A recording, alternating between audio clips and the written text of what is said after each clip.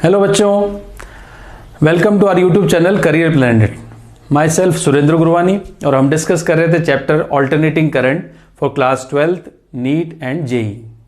Right, तो last class में हमने डिस्कस किया था एलसीआर सीरीज रेजोनेंट सर्किट, जो सबसे इंपॉर्टेंट टॉपिक है इस चैप्टर का।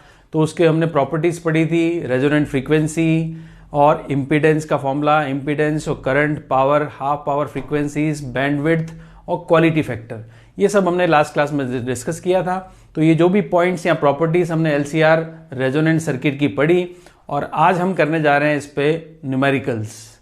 तो न्यूमेरिकल्स बेस्ड चैप्टर है, तो न्यूमेरिकल ही आएगा इस चैप्टर का, तो इसलिए ध्यान से करें। हर क्वेश्चन को आप पहले स्टॉप करें, पॉज करके आप अपना ट्राई करें, सेल्फ ट्राई करके। जब आप ट्राई कर लेते हैं, कोई कंफ्यूजन होता है, तब आप इसको वापस आप चेक कर सकते हैं, वीडियो ऑन करके सॉल्यूशन देख सकते हैं। बट पहले आप ट्राई जरूर करें। जितना ट्राई करोगे, जितना फाइट करोगे, उतना आपके लिए अच्छा रहेगा, कॉन्सेप्ट बना रहेगा। ठीक है, तो हम स्टार्ट करते हैं एलसीआर सीरीज रेजोनेंट सर्किट के न्यूमेरिकल्स। तो सबसे पहला न्यूमेरिकल हमारे पास आता है, देखो सबसे पहला न्यूमेरिकल हमने पढ़ा था, a transistor oscillator resonant circuit with an inductor L of negligible resistance and a capacitor C in series produce oscillation of frequency F।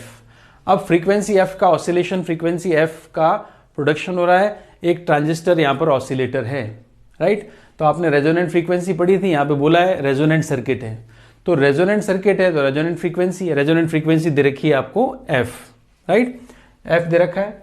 Now if L is double, resonant frequency का formula अगर आपको ध्यान है तो frequency का formula होता है 1/2π√LC। अगर आपका L डबल हो गया और C is change 4C, L को डबल कर दो और कैपेसिटेंस को 4 टाइम्स कर दो, तो फ्रीक्वेंसी क्या होगी। तो ये फॉर्मूला बेस्ड न्यूमेरिकल है, आपको पता है इसका फॉर्मूला। आप देखो F फ्रीक्वेंसी जो गिवन थी F इक्वल्स टू, फ्रीक्वेंसी जो गिवन होती है F इक्वल्स टू होता है 1/2π√LC, 1/2π√LC। तो ये फ्रीक्वेंसी गिवन है, ये है आपकी फर्स्ट इक्वेशन। राइट, आपको न्यू फ्रीक्वेंसी निकालनी है, तो न्यू वेरिएबल्स आपको दिए हुए हैं, that will be 1/2π√L'(C'), new length, sorry new inductance and new capacitance. तो इंडक्टेंस या सेल्फ इंडक्टेंस को तो क्या किया था, डबल, और कैपेसिटेंस को क्या किया, 4 टाइम्स। तो हम यहां पर L' की वैल्यू क्या पुट करेंगे, L' की वैल्यू पुट करोगे, L' कितना किया था लास्ट, अभी क्वेश्चन में आपने पिछली स्लाइड में पढ़ा था, इंडक्टेंस डबल और कैपेसिटेंस 4 टाइम्स। तो इंडक्टेंस हो गया डबल मीन्स 2L और कैपेसिटेंस हो गया 4 टाइम्स मीन्स 4C। राइट, तो 4 × 2 8 अंडर रूट में आया, तो मैं इसको ऐसे लिख सकता हूं 1/2π√LC और √8। ये 4 × 2 8, मैंने √8 ले लिया। अब देखो 1/2πLC जो है आपका, ये जो 1/2π√LC है, इसको हम क्या पुट कर सकते हैं, फर्स्ट इक्वेशन से इसको हम F पुट कर सकते हैं। तो न्यू फ्रीक्वेंसी क्या होगी, न्यू फ्रीक्वेंसी हो जाएगी F/√8, और 8 को आप लिख सकते हो 2√2। 8 मीन्स 2 × 4, 4 का अंडर रूट ले लिया 2 और 2 रूट में रह गया। तो न्यू फ्रीक्वेंसी क्या आ जाएगी, ये होगी F/ओल्ड frequency upon 2√2। So 1/2√2 times of initial frequency. Clear है, तो ये आपको डेटा चेंज वेरिएबल जो L है, वेरिएबल C है, जितना वेरी करोगे उतनी फ्रीक्वेंसी वेरी कर जाएगी। तो यहाँ पे फ्रीक्वेंसी नहीं, ये वाली आपको मिल गई। ठीक है, चले नेक्स्ट न्यूमेरिकल पे। Next, calculate impedance of the given circuit. इस सर्किट का इंपीडेंस निकालना है। अब इंपीडेंस निकालना है तो सबसे पहले मैं इंपीडेंस का फॉर्मूला डिस्कस करूं। फॉर्मूला आपको पता है, Z इक्वल्स टू क्या होता है, Z इक्वल्स टू होता है √R² plus XL minus XC का होल स्क्वायर। अब XL माइनस XC हो सकता है, XC माइनस XL हो सकता है, दोनों में से जो बड़ा होगा वो हम लेंगे। तो आपको दिख रहा है ये XL है, XL कितना है 9 ओम, XC कितना है 6, तो मैंने सही लिखा XL माइनस XC। अगर XC बड़ा होता, सपोज यहाँ 16 होता, तो मैं इसको लिखता XC माइनस XL। क्लियर, तो हम वैल्यू हमें गिवन है, Z हम इजीली कैलकुलेट कर सकते हैं। रेजिस्टेंस गिवन है 4 का स्क्वायर 16 प्लस XL कितना है 9, 9 माइनस 6 करेंगे तो ये 3 आएगा, 3 का स्क्वायर होता है 9, तो आपके पास वैल्यू आ गई 16 प्लस 9। ये 3 कहाँ से आया समझ में आया? एक्सेल की वैल्यू कितनी है? 9 ओम। यहाँ पे ओम दे रखा है, इसका मतलब एक्सेल की वैल्यू गिवन है। तो एक्सेल 9 माइनस 6 क्या होगा? 3 का स्क्वायर 9, तो आ गया आपका √25 means impedance of the circuit हो गया 5 ओम। तो यहाँ पे रेजिस्टेंस 4 ओम, ये 9 ओम, ये 6 ओम। सर्किट का टोटल इंपीडेंस का फॉर्मूला ये था, मीन्स सर्किट का टोटल रेजिस्टेंस जो इस सर्किट में एक्ट हो रहा है, इस सर्किट का टोटल हिंड्रेंस जो करंट के फ्लो में अपोज जो ऑफर होगा, उसकी वैल्यू है 5 ओम। क्लियर? तो ये था इंपीडेंस का फॉर्मूले बेस्ड न्यूमेरिकल। नेक्स्ट आ जाओ, find out reading of AC ammeter and also calculate the potential difference across resistor and capacitor. ये सर्किट गिवन है। अब ये सर्किट कौन सा है? दिख रहा है आपको? इसको LCR सर्किट कहते हैं। अब LCR सर्किट में R कितना है? R आपको दे रखा है 10 ओम। XL कितना है? XL गिवन है 20 ओम। XC कितना है? ये देखो XC कैपेसिटर के ऊपर लिखा हुआ मीन्स XC की वैल्यू है। XC कितना है? 10 ओम। और E की वैल्यू गिवन है 100 sin 100 पाई टी। क्लियर? अब आप देखो, सबसे पहले तो आपको क्या पूछा है? Calculate potential difference across resistance. अब पोटेंशियल डिफरेंस निकालना है तो V equals to I R दिमाग में आता है, और V equals to I R दिमाग में आता है तो इसका मतलब R तो गिवन है मगर I नहीं है। तो I हमें निकालना पड़ेगा कि सर्किट में कितना करंट फ्लो हो रहा है। तो करंट I निकलेगा यहाँ पर, करंट I जो यहाँ पर फ्लो हो रहा है, तो I निकलता है V अपॉन इम्पीडेंस से, मतलब सर्किट का टोटल रेजिस्टेंस क्या है। सर्किट पे अप्लाइड टोटल वोल्टेज ये रहा। सर्किट का अगर हम टोटल रेजिस्टेंस निकाल लें तो वोल्टेज अपॉन रेजिस्टेंस से हम करंट कैलकुलेट कर सकते हैं। तो सबसे पहले चलते हैं रेजिस्टेंस पर। सर्किट का टोटल रेजिस्टेंस जिसको हम क्या बोलते हैं? इम्पीडेंस। जब R भी हो, XL भी हो, XC भी हो, सब हो, तो सबके कॉम्बिनेशन को हम क्या बोलते हैं? इम्पीडेंस। फॉर्मूला आपको सबको पता है, R square plus XL minus XC का होल स्क्वायर, राइट?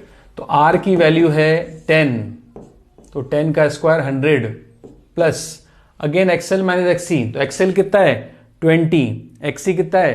10, तो यहाँ डिफरेंस कितना आएगा? 20 माइनस 10, तो 10 आ जाएगा। तो ये 10 का स्क्वायर, तो 10 का स्क्वायर ये भी 100 हो गया, तो 100 प्लस 100 हो गया √200। √200 मीन्स आप लिख सकते हो 10√2 ओम। इस सर्किट का टोटल इंपीडेंस जो आया या टोटल रेजिस्टेंस जो आया वो है 10√2 ओम। क्लियर? अब हमें करंट निकालना है, तो करंट की वैल्यू निकालनी है। कौन सी वैल्यू करंट की जो सर्किट में फ्लो होती है? वो है RMS वैल्यू। तो RMS वैल्यू निकलेगी VRMS अपॉन Z से। हमें जो करंट एमीटर की रीडिंग कह लो, चाहे करंट सर्किट जो फ्लो हो रहा है वो कह लें करंट, वो करंट होता है हमेशा IRMS। तो IRMS इक्वल्स टू क्या होगा? VRMS upon Z। Z तो आपने निकाल लिया 10√2, तो क्या आपके पास VRMS गिवन है? VRMS की बात करें, वोल्टेज का RMS वैल्यू गिवन है क्या? आपको यहाँ पे वोल्टेज की इक्वेशन गिवन है। तो वोल्टेज की इक्वेशन में आपको दिख रहा है जो आगे साइन का जो मल्टीपल होता है, ये कौन सी वैल्यू होती है जी? इसको बोलते हैं पीक वैल्यू। तो यहाँ पर पीक वैल्यू है V0 की वैल्यू है 100, और पीक वैल्यू में और RMS की वैल्यू में रिलेशन हमें याद होना चाहिए। पीक वैल्यू और RMS वैल्यू में रिलेशन होता है, अगर आपको VRMS चाहिए तो VRMS होता है V0 बाय √2, V0 का 1/√2, V0 का 70% होता है RMS, तो VRMS होगा V0 बाय √2। तो यहाँ पे VRMS है, मैं रख देता हूँ V0 बाय √2 और इंटू Z। तो करंट की वैल्यू निकालनी थी। V0 की वैल्यू कितनी है? 100 √2 इंटू Z की वैल्यू कितनी है? 10√2, तो 0 से 0 ये कैंसिल हो गया, √2 क्या होगा? 2, तो 10/2 आंसर आ गया 5। क्या निकाला हमने? करंट, तो ये आएगा 5 एम्पियर। तो सर्किट में फ्लो होने वाला करंट क्या होगा? 5 एम्पियर।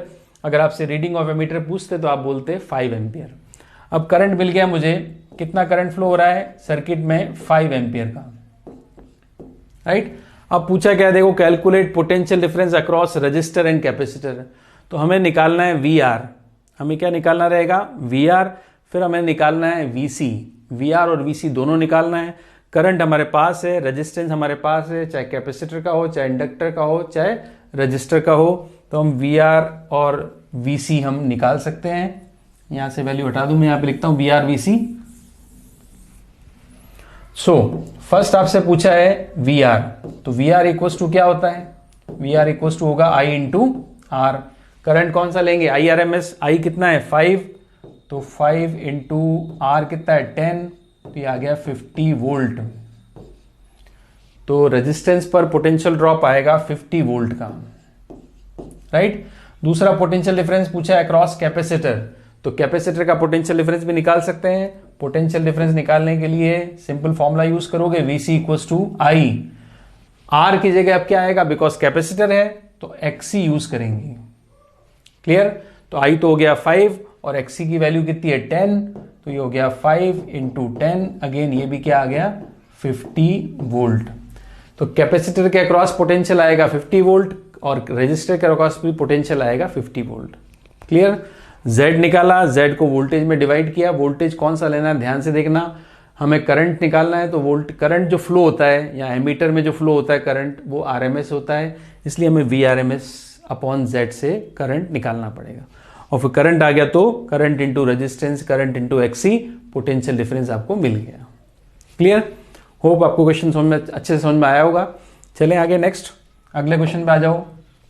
नेक्स्ट देखो, in LCR circuit with an AC source, एक एसी सोर्स दे दिया, आर दे दिया 300 ओम, सी दे दिया 20 माइक्रोफेरेड, एल दे दिया। अब यहां पर एक्सएल एक्सी नहीं दिया है, सी और एल दिया है, तो सी से आप एक्सी निकाल सकते हो और एल से एक्सएल निकाल सकते हैं। ठीक है, एफ की वैल्यू दे दी क्योंकि आपको एक्सएल एक्सी निकालना है, तो एफ की value. Find the RMS current in the circuit.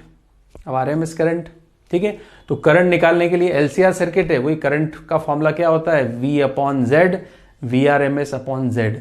तो सबसे पहले हम जेड की बात करें इसमें, तो सबसे पहले जेड निकालें। जेड का फॉर्मूला आपको पता है under root R square plus XL XC square, XL minus XC का होल स्क्वायर। तो हमें निकालना पड़ेगा एक्सएल भी। एक्सएल इक्वल टू होता है एल ओमेगा, और ओमेगा होता है 2 पाई एफ, 2 पाई एफ। एल कितना दिया है? एल दिया है 1 हेनरी, तो एल तो हो गया 1 इंटू 2 पाई, और फ्रीक्वेंसी कितनी दी है?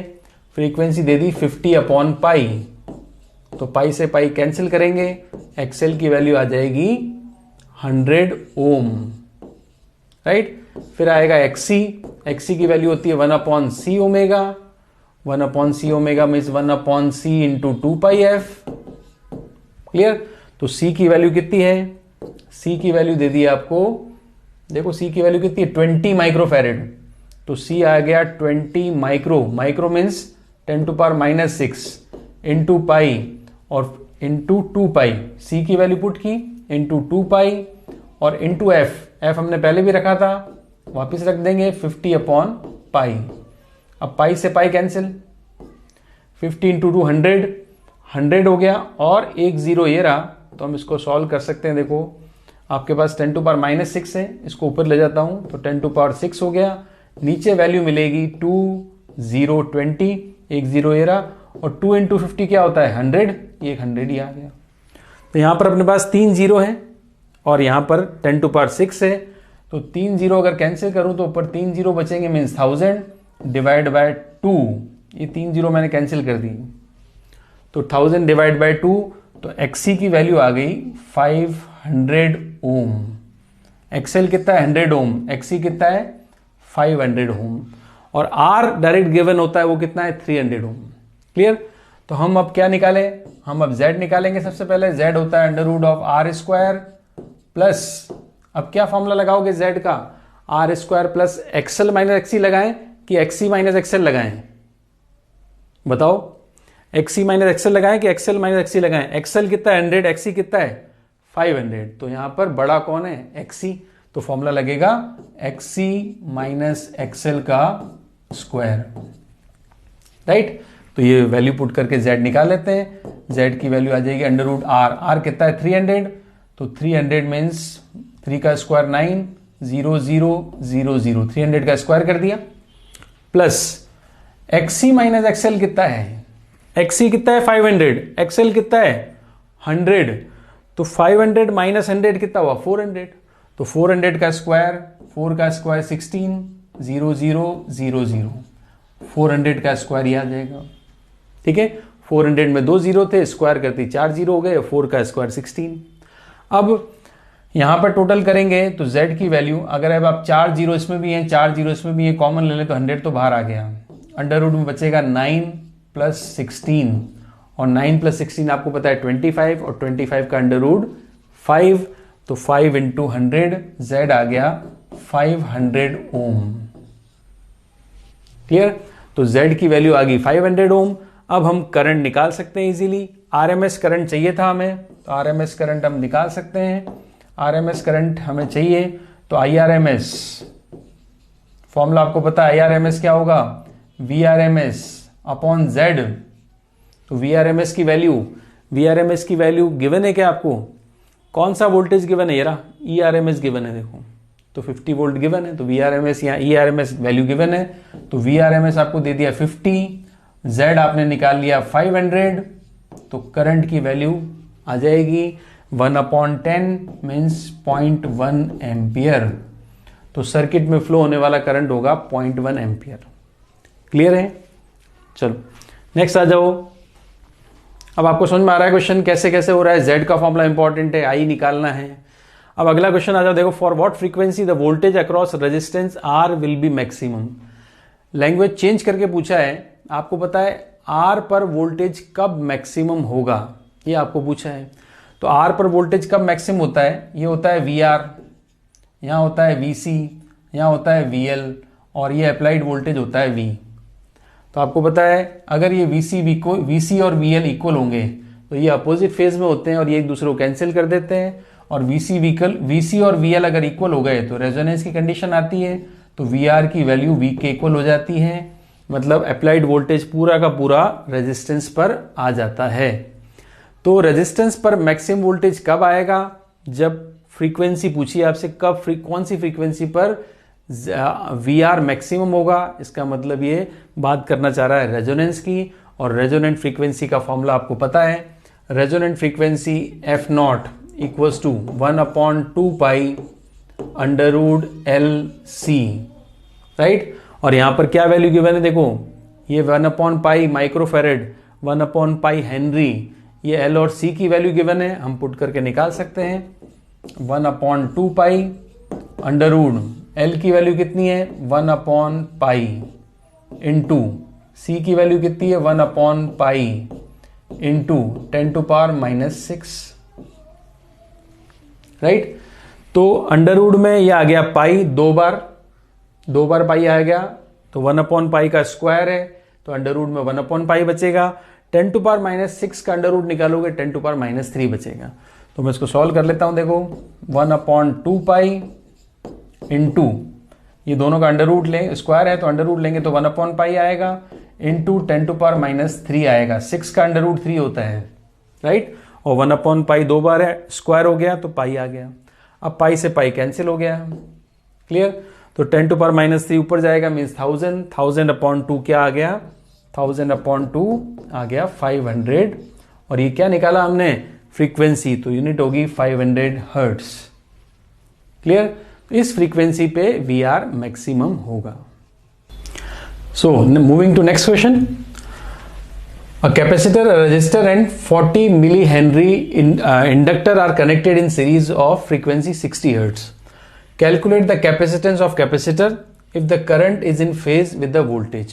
अब आप देखो current is in phase with the voltage means current अगर voltage के phase में है that means voltage और phase सेम phase में है, voltage और current, that means phi equals to 0, और phi equals to 0 हमारे LCR सर्किट में कौन से कंडीशन में था, रेजोनेंस की कंडीशन में, मतलब ये भी LCR रेजोनेंस सर्किट को इंडिकेट करता है। अब इसके बाद देखें if the current in also the find the reading of voltmeter V3 and ammeter, right. तो पहले तो आपको C निकालना है, एक तो C फाइंड करना है, फिर आपको रीडिंग ऑफ वोल्टमीटर V3, ये V3 फाइंड करना है, एंड एमीटर, तो एमीटर आपका यहाँ पर एमीटर है तो करंट भी फाइंड करना है मीन्स, तो करंट हमें निकालना है I, और वोल्टमीटर एमीटर यहाँ पर करंट एमीटर की रीडिंग होगी और V3 की रीडिंग पूछी है, उससे पहले C पूछा है। अब आपको पता है यहाँ पर कि ये जो सर्किट है ये आपका है रेजोनेंट सर्किट, तो रेजोनेंस अगर हो रहा है तो इसका मतलब फ्रीक्वेंसी कौन सी होगी, रेजोनेंट फ्रीक्वेंसी। और रेजोनेंट फ्रीक्वेंसी की वैल्यू गिवन है F naught equals to, F naught given है 60 हर्ट्ज, और फॉर्मूला आपको पता है इसका 1/2 पाई अंडर रूट LC होता है, राइट। तो यहां से इस फॉर्मूले से हम क्या निकाल सकते हैं, C, बिकॉज L आपको गिवन है, L कितना है 40 मिली हेनरी, राइट। तो 60 इंटू 2 पाई, तो ये हो गया 120 पाई इक्वल्स टू 1/√LC। हमें C निकालना है, दोनों साइड स्क्वायर कर लेते हैं, तो 120 पाई का square equals to 1/LC। C हमें कैलकुलेट करना है, तो C को हम यह लिख देंगे इक्वल्स टू 1/L। L की वैल्यू है 40 मिली, मिली मतलब 10⁻³ और इंटू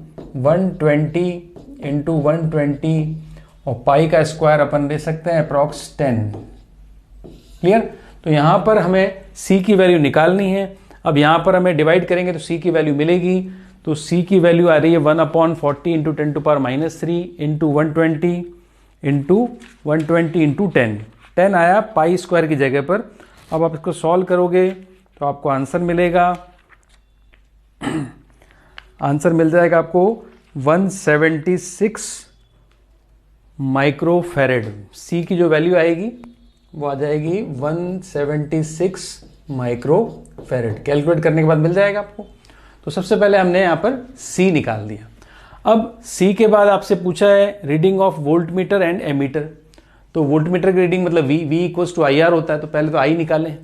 अब I रेजोनेंस में I की जो वैल्यू होती है, रेजोनेंस की कंडीशन में I मैक्सिमम होता है, और I मैक्सिमम की वैल्यू होती है V/Z मिनिमम, और Z मिनिमम क्या होता है R। LCR रेजोनेंस में Z मिनिमम होता है और Z मिनिमम की वैल्यू R होती है। तो यहाँ पर I मैक्स की जो वैल्यू आएगी वो हम कैलकुलेट कर सकते हैं, ये होगी 110/R कितना दिया है 220 ओम। क्लियर। तो यहाँ पर V/R से हम I निकाल सकते हैं जो मैक्सिमम करंट होगा, बिकॉज कंडीशन रेजोनेंस की है। तो देखो आप कैंसिल होगा 1/2, तो मीन्स 0.5 एम्पियर करंट फ्लो होगा। तो करंट मतलब एमीटर की रीडिंग जो आएगी, एमीटर की रीडिंग आ गई 0.5 एम्पियर। अब आप वोल्ट मीटर V3 की रीडिंग चाहते हो, तो वोल्ट मीटर V3 की रीडिंग कैसे आएगी। अब वोल्ट मीटर V3 मतलब किसके अक्रॉस है, रेजिस्टेंस के अक्रॉस है, तो VR चाहिए। VR इक्वल्स टू होगा I इंटू R। I तो है 0.5, R है 220, तो VR की वैल्यू आ गई 110 वोल्ट। वैसे भी आपको पता है, एक तो आप इस तरीके से निकाल सकते हो, रेजोनेंस में वैसे भी आपको पता है VR इक्वल्स टू V होता है, क्योंकि VL और VC तो अपोजिट फेज में हो गए, तो VL और VC यहाँ पे फेज आपका सेम है, मतलब रेजोनेंस है। तो रेजोनेंस के केस में आपका VL और VC इक्वल होते हैं, अपोजिट होते हैं तो कैंसिल हो जाते हैं, तो नेट वोल्टेज VR के इक्वल होता है। तो आपको अगर VR चाहिए तो जो नेट वोल्टेज आपने लगा रखा है इसी के इक्वल आएगा। तो आप इसको डायरेक्टली भी लिख सकते थे 110 वोल्ट, क्योंकि VR इक्वल्स टू क्या होगा, VR इक्वल्स टू होगा V नेट अप्लाइड वोल्टेज, वो कितना है 110 वोल्ट। तो आपको डायरेक्टली भी दिखता है कि 110 वोल्ट है और आपने कैलकुलेट भी कर लिया तो 110 वोल्ट आया। So moving to next question. A coil, a capacitor and AC source of RMS voltage 20 volt are connected in series. By varying the frequency of the source, a maximum RMS current 6 ampere is observed. If this coil is connected to a battery of EMF 12 volt and internal resistance 4 ohm, then calculate the current through the coil. अब आप देखो, एक coil है, capacitor है, AC source RMS voltage 20 है, are connected in series. ठीक है, by varying frequency maximum RMS current 6 ampere है। तो आप देखो यहाँ पे जो सर्किट बनेगा ये आपकी कॉइल है और ये कैपेसिटर है, और अप्लाइड वोल्टेज आपका कितना है 24 वोल्ट है, 24 वोल्ट, राइट। तो IRMS जो आता है इसमें, IRMS जो आएगा आप देखो, IRMS जो आया ये आया 6 एम्पियर, और ये मैक्सिमम करंट है। तो मैक्सिमम करंट कब आता है, VRMS अपॉन Z मिनिमम, और Z मिनिमम क्या होता है R, राइट। क्योंकि ये रेजोनेंस वाली कंडीशन आ गई तो Z मिनिमम की वैल्यू R रखेंगे, क्योंकि आप मैक्सिमम RMS बोल रहा है, maximum RMS current 6 ampere is observe. तो मैक्सिमम करंट कब मिलता है, रेजोनेंस में, और रेजोनेंस में Z मिनिमम होता है, वो होता है R।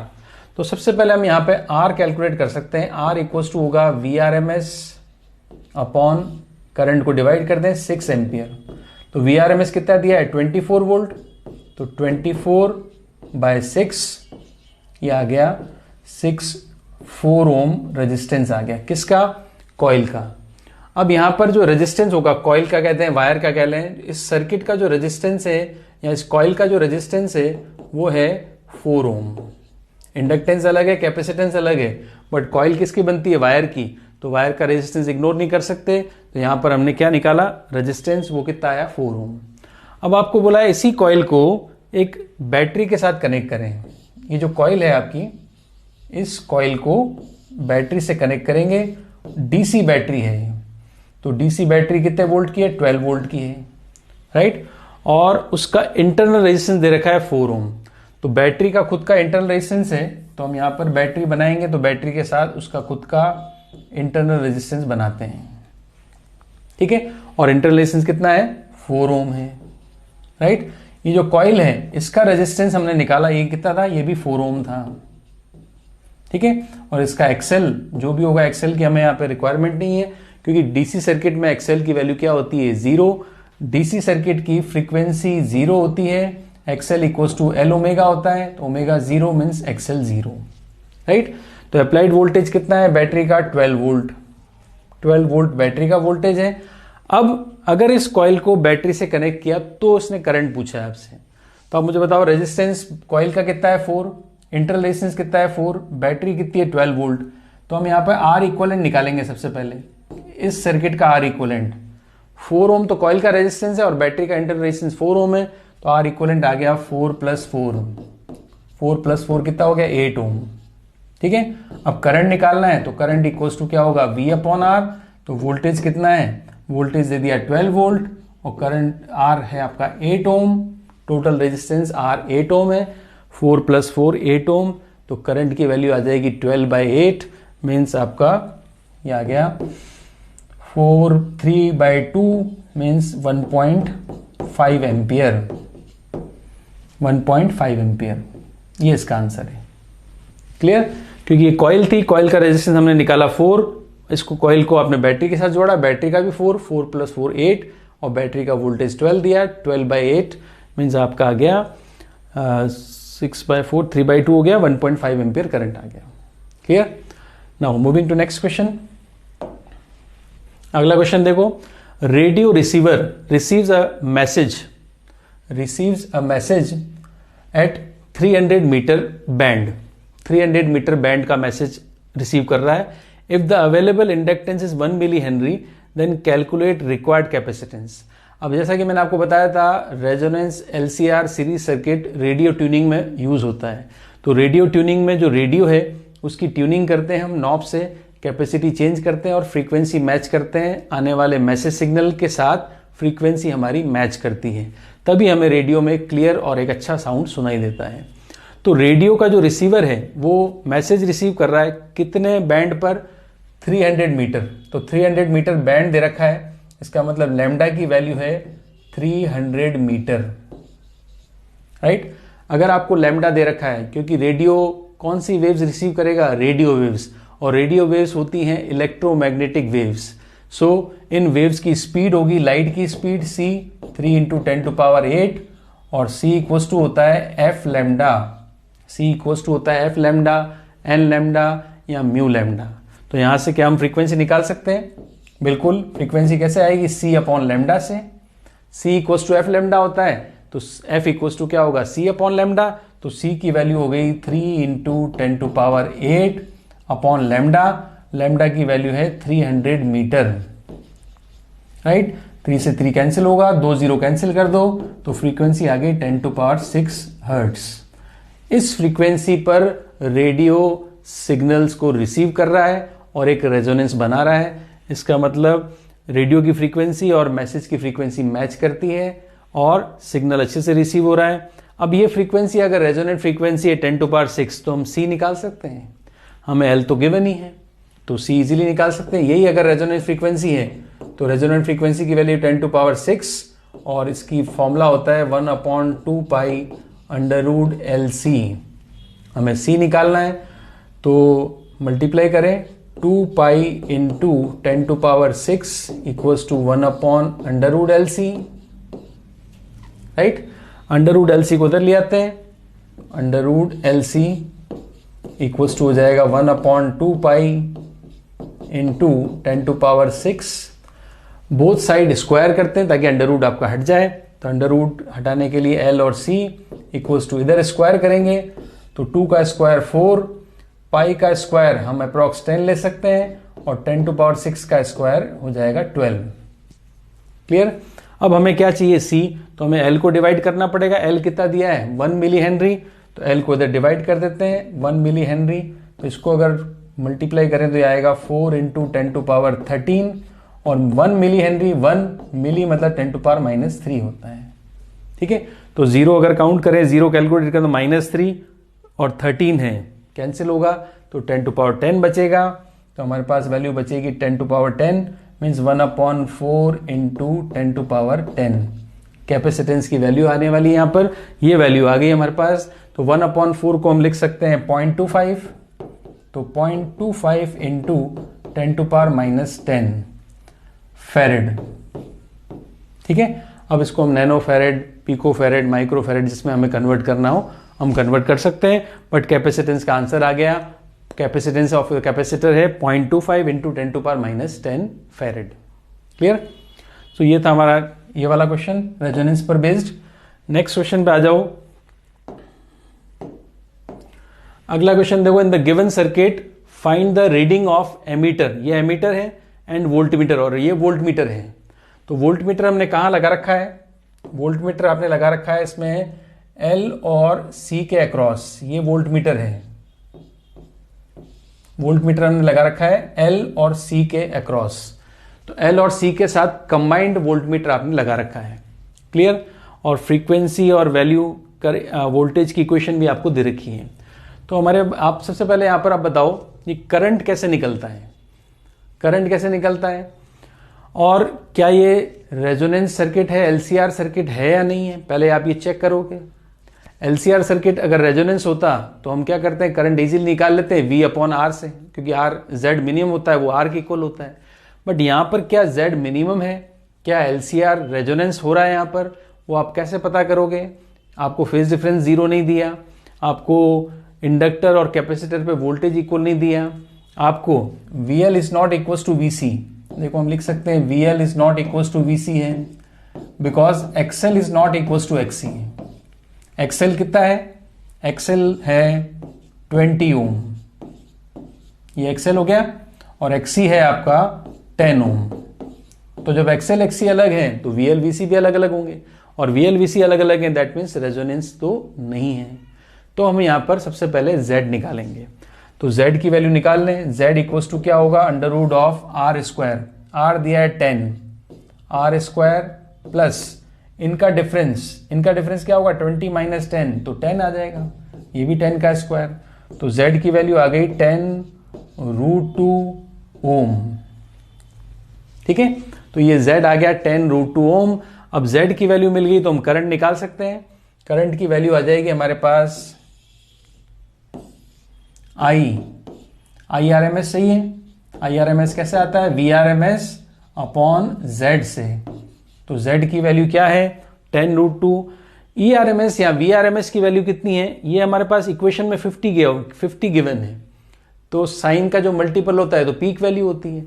तो 50, what is 50 is a peak voltage.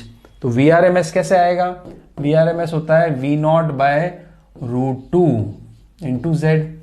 VRMS की जगह लिख सकते हैं V0/√2। तो V0 की वैल्यू कितनी है, पीक वैल्यू ऑफ वोल्टेज कितना है 50, तो 50 मैंने पुट कर दिया यहाँ पर, 50 है डिवाइड बाय √2 है, और Z भी आपने निकाला, Z क्या था 10√2, तो 10√2 राइट। तो 0 से 0 तो कैंसिल हुआ, 5/2 आएगा। 5/2 मीन्स करंट आ गया 2.5 एम्पियर। करंट क्या आ गया 2.5 एम्पियर। क्लियर। अब करंट तो मुझे मिल गया, मेरे पास XL गिवन है, XC गिवन है, करंट मेरे पास आ गया 2.5। तो क्या मैं VL VC निकाल सकता हूं, VL की वैल्यू होती है I into XL.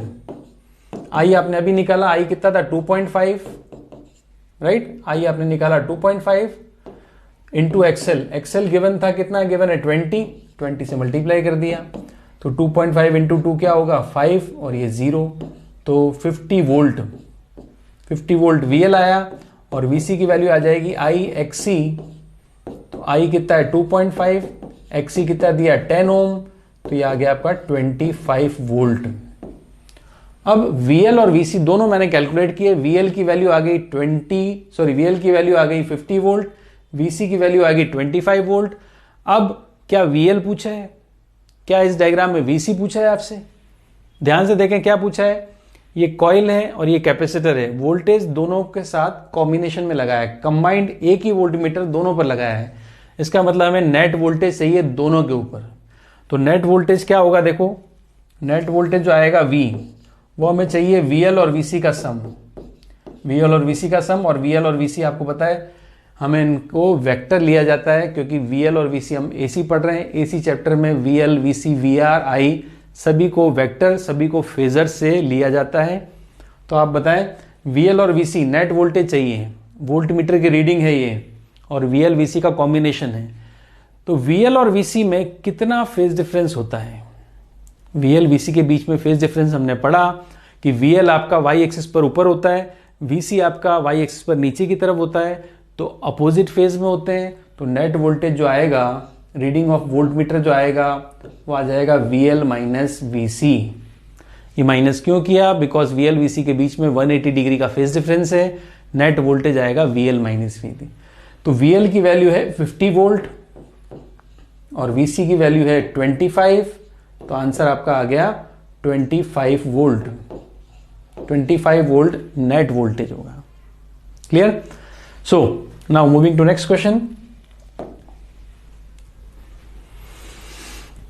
A variable frequency 230 volt alternating voltage source is connected. ऐसा सोर्स है जिसका फ्रीक्वेंसी वेरी कर सकती है, और इसको कनेक्ट कर दिया series combination of L, C and R, means LCR circuit है और वेरिएबल फ्रीक्वेंसी है। सबसे पहले पूछा था angular frequency of the source at resonance. सबसे पहले आपसे एंगुलर फ्रीक्वेंसी पूछी है।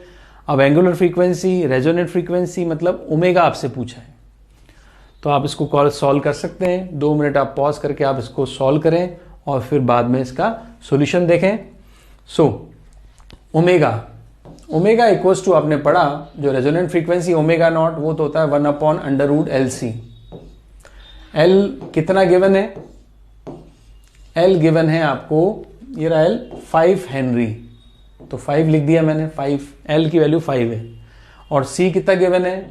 C गिवन है 80 माइक्रोफेरेड, तो माइक्रो मतलब 10⁻⁻6 हो गया। ठीक है, अब इस पूरा अंडरवुड में है तो हमें अंडरवुड निकालना है।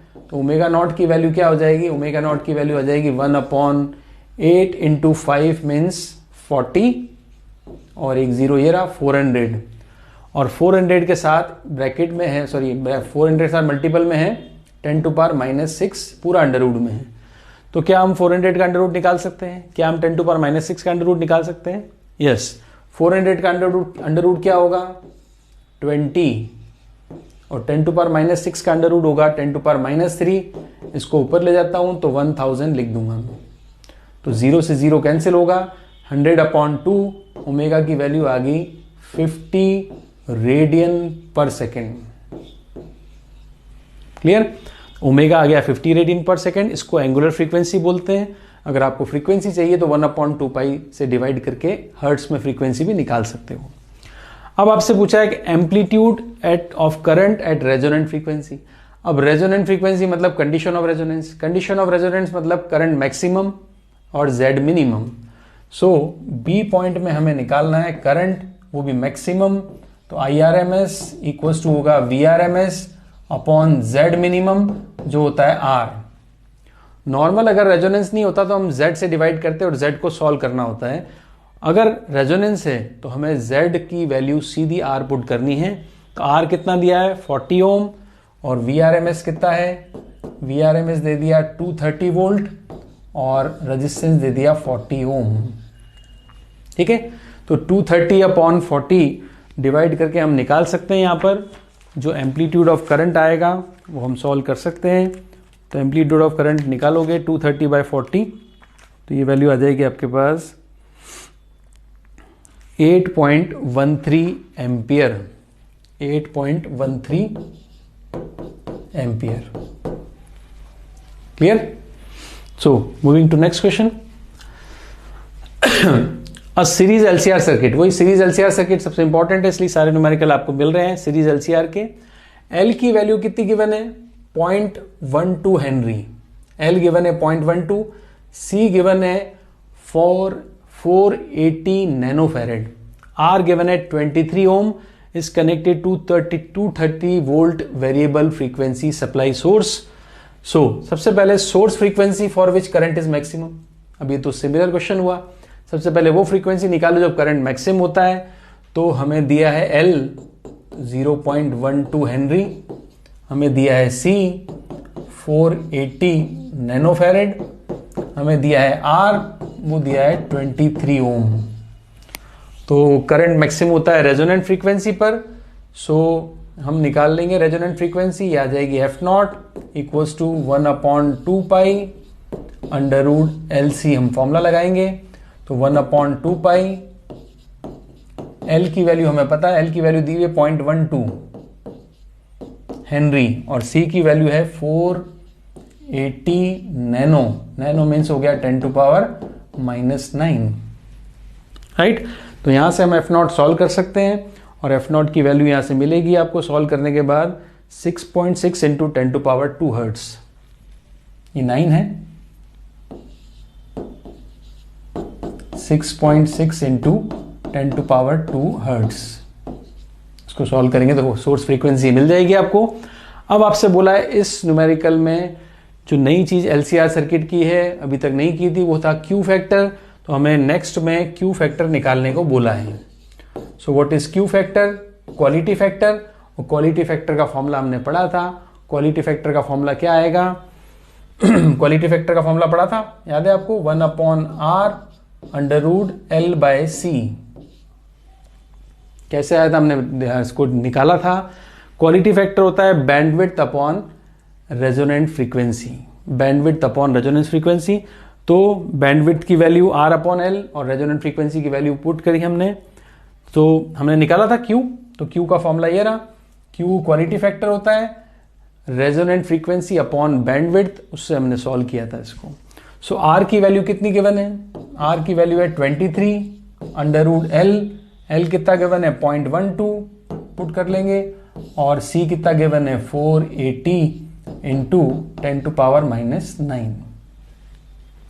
ठीक है, तो ये हमने सॉल्व किया। तो हमारे पास क्वालिटी फैक्टर की वैल्यू सॉल्व यहां से कर सकते हैं और Q आप निकालोगे तो Q की वैल्यू आ जाएगी 21.7। 21.7 फैक्टर है, इसकी कोई यूनिट नहीं होती। क्वालिटी फैक्टर है, दो फ्रीक्वेंसीज का रेशियो है, ω0 अपॉन बैंडविड्थ का रेशियो था। ω0 भी फ्रीक्वेंसी है, बैंडविड्थ भी फ्रीक्वेंसी है, तो यूनिट लेस क्वालिटी फैक्टर एक फैक्टर होता है, एक नंबर होता है, यूनिट लेस होता है। तो उसको सॉल्व करेंगे, आपके पास आंसर आएगा 21.7, राइट। इस तरह से ये न्यूमेरिकल्स की हमने आज प्रैक्टिस की। ये क्विज था जिसमें आपने न्यूमेरिकल किए। कई न्यूमेरिकल्स में आपको प्रॉब्लम हो तो आप उसको रिपीट करें, दोबारा करें, एक बार सेल्फ ट्राई करें। आप इसको अगेन एंड अगेन देखकर इसको आप अपना इम्प्रूवमेंट कर सकते हो, बट न्यूमेरिकल को सेल्फ ट्राई करना जरूरी है। आई होप आपको ये लेक्चर पसंद आया होगा। तो मिलते हैं नेक्स्ट लेक्चर में नेक्स्ट टॉपिक के साथ of AC। Till then, good bye.